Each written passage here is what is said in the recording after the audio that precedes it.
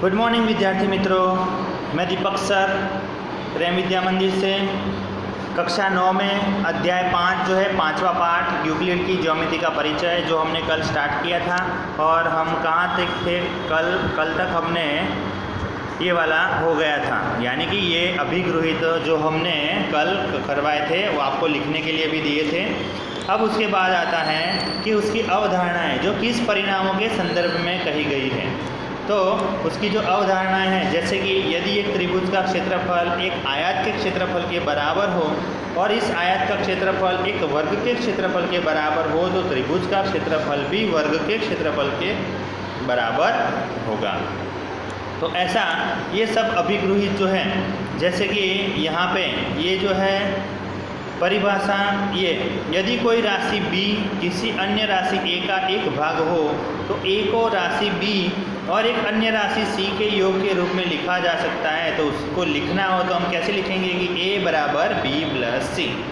अब यूक्लिड की जो 5 अभिधारणाएं हैं जिसको हम यहाँ पे देखेंगे, और ये जो पाँचों के 5 अभिधारणाएं हैं वो आपको अच्छी तरह से एक एक अभिधारणा जो है वो 10-10 बार लिखनी है और अच्छी तरह से याद करनी है, क्योंकि ये जो अभिधारणाएं है वो एग्ज़ाम में आती है 100%।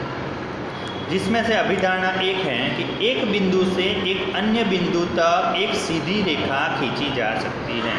यानी कि कोई भी दो बिंदु हो तो एक बिंदु से दूसरे बिंदु तक सीधी रेखा हम खींच सकते हैं। तो ये अभिधारणा नंबर 1 है। फिर से एक बार, अभिधारणा नंबर 1 कि एक बिंदु से एक अन्य बिंदु तक एक सीधी रेखा खींची जा सकती है। बराबर मालूम पड़ेगा? ओके।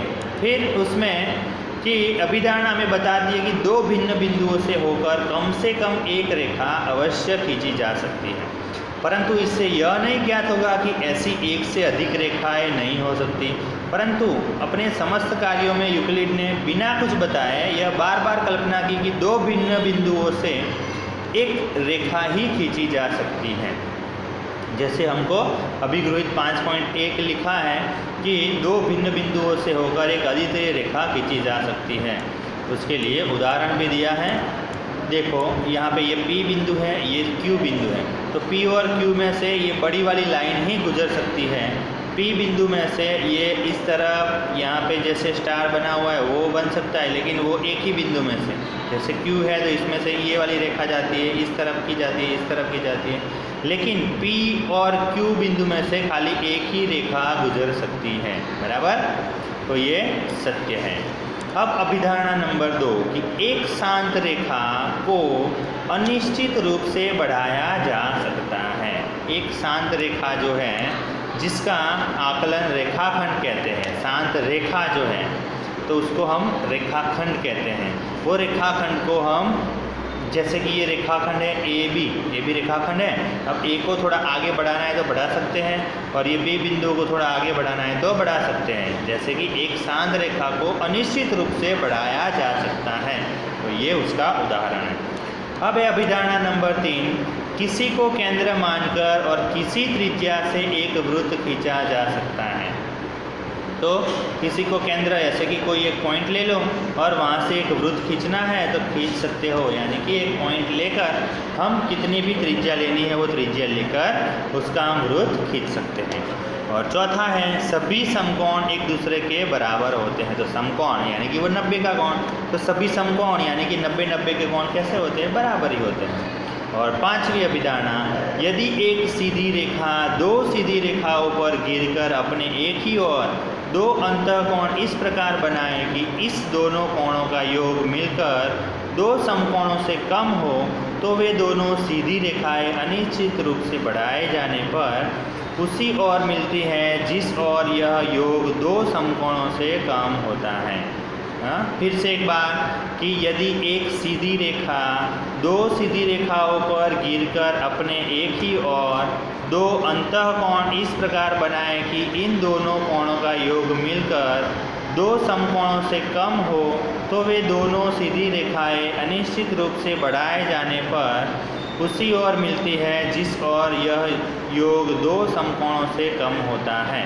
तो इसके लिए उदाहरण की ये आकृति बताई है कि एक सीधी रेखा यानी कि ये जो PQ वाली सीधी रेखा है वो दो सीधी रेखाओं के ऊपर ऐसे गिरती है कि उससे जो अंदर वाले जो 1 और 2 वाले कोण हैं वो कैसे बनेंगे, समकोणों से कम बनते हैं। उसका उदाहरण भी दिया हुआ है, बराबर। तो ये जो 5 है अभिधारणाएं, वो पांचों के 5 अभिधारणाएं आपको अच्छी तरह से लिखनी है, यानी कि 10-10 बार लिखनी है और वो याद भी करनी है, बराबर। फिर यूक्लिड ने अपनी अभिधारणाएं और अभिगृहितों को देने के बाद इसका प्रयोग अन्य परिणामों को सिद्ध करने में किया। फिर इन परिणामों का प्रयोग करके उन्होंने निगमनिक तर्कण द्वारा कुछ और परिणामों को सिद्ध किया। जिन कथनों को सिद्ध किया वो साध्य और प्रमेय कहलाते हैं। यूक्लिड ने अपनी अभिगृहितों, अभिधारणाओं, परिभाषाओं और पहले सिद्ध की गई प्रमेयों का प्रयोग करके एक तार्किक श्रृंखला में 465 साध्य निगमित किए, जिसके प्रमेयों को सिद्ध किया था। इसमें उदाहरण नंबर 1 कि यदि A, B और C एक रेखा पर स्थित 3 बिंदु हैं और B बिंदु A और C के बीच में स्थित है, तो सिद्ध कीजिए कि AB + BC बराबर AC होगा। तो उसके लिए ये आकृति बनती है कि एक ही रेखा पर 3 बिंदु स्थित हैं और हमको दिया गया है कि A और C के बीच में बिंदु B आता है, या फिर AB, A और B और B और C का जोड़ करते हैं तो सीधा AC बनता है,